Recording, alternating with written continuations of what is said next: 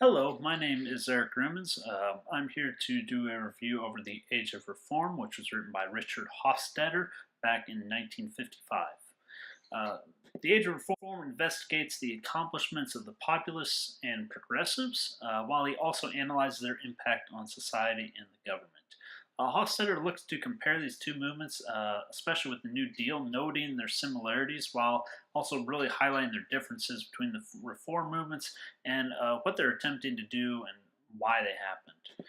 Uh, Hofstadter says he seeks to take a reasonable review over these movements and what they're able to accomplish and what they set out to do, and analyze just how beneficial they were. Um, he does this by analyzing the programs that populists were attempting to implement, including farm relief, regulation of railroads, income tax, and direct senatorial elections, which all do eventually occur. Hofstadter also examines progressive ideology and what ends up being the end of the progressive movement. While doing this, he also traces the spirit of the American individual, including the myth of the yeoman farmer and the impact on American thought and society. Hofstadter ultimately points to these movements, while being different in nature of their goals, that they do leave a positive mark on American reform movement. Hofstadter spends a lot of time looking at the early on looking at the agrarian myth of the independent farmer being self-sufficient, the ideal American citizen. This goes back to Thomas Jefferson, who really saw this as the ideal American.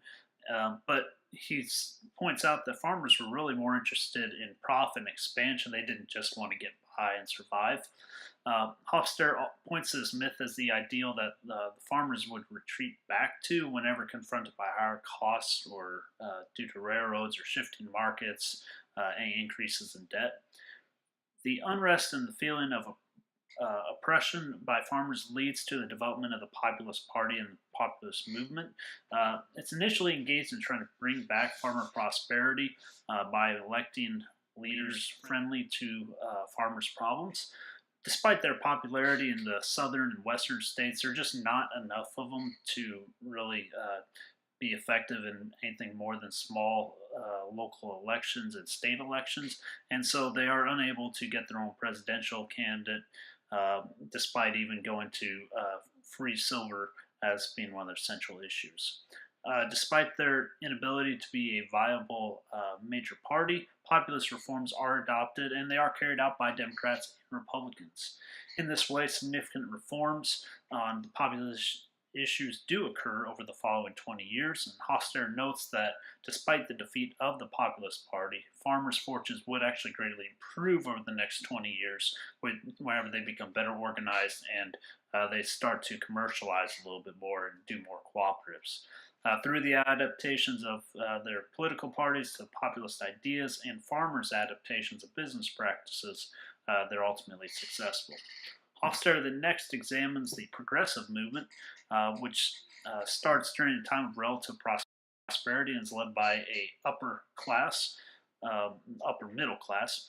He portrays them as being a little uneasy about being kind of pushed out of their place in society by the new wealth and the new corporations, families like the Rockefellers and the Vanderbilts. And so, led by lawyers, clergy, college professors, and journalists, they see this as an opportunity to take a stand between corporations and the people.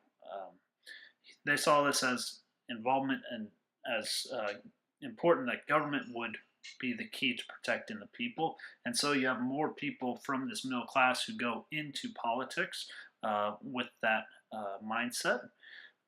They also start to look for government to protect the people from these powerful corporations.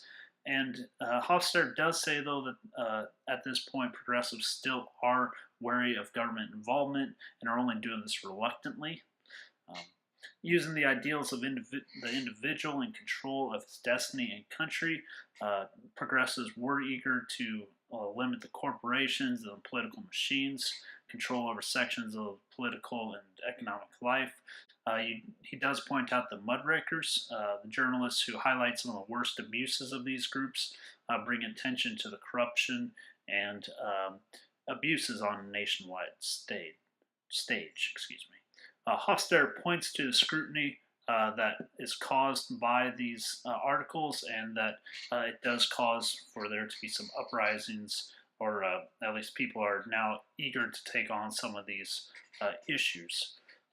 Despite relatively inefficient and not meaningful legislation that is passed, Hofstadter does still say that they are fairly successful by the fact that they are able to use public opinion to check the worst abuses of the organizations.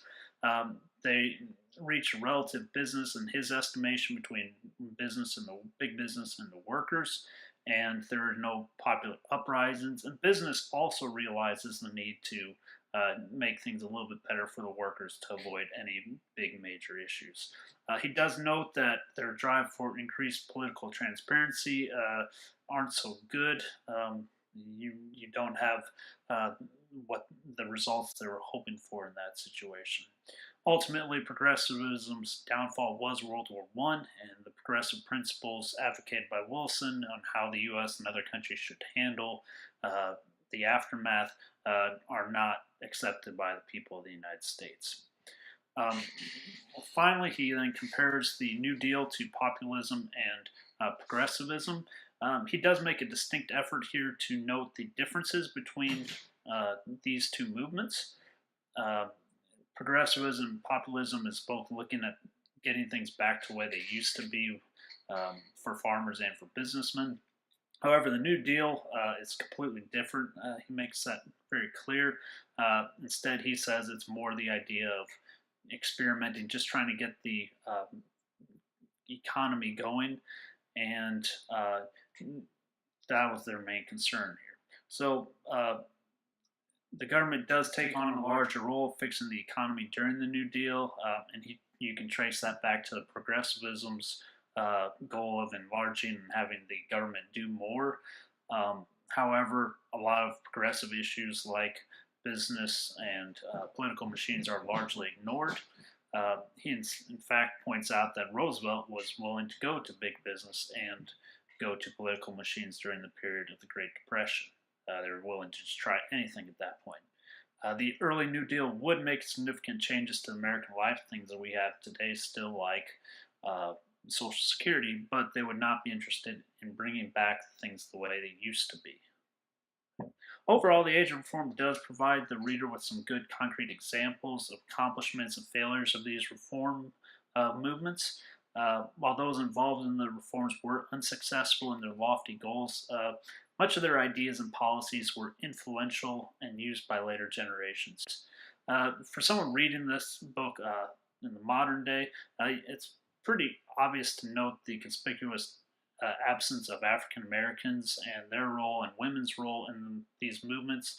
Probably this is likely due to when the book was written in 1955, before the women's rights movement, and before civil rights were gained completely by African Americans. Hofstadter does note the rise of the Ku Klux Klan and difficulties faced by new immigrants and religious minorities. Overall, it is an interesting book, and it's interesting to see some of the issues that Hofstadter talked about in his day are still issues that we are talking about today as well.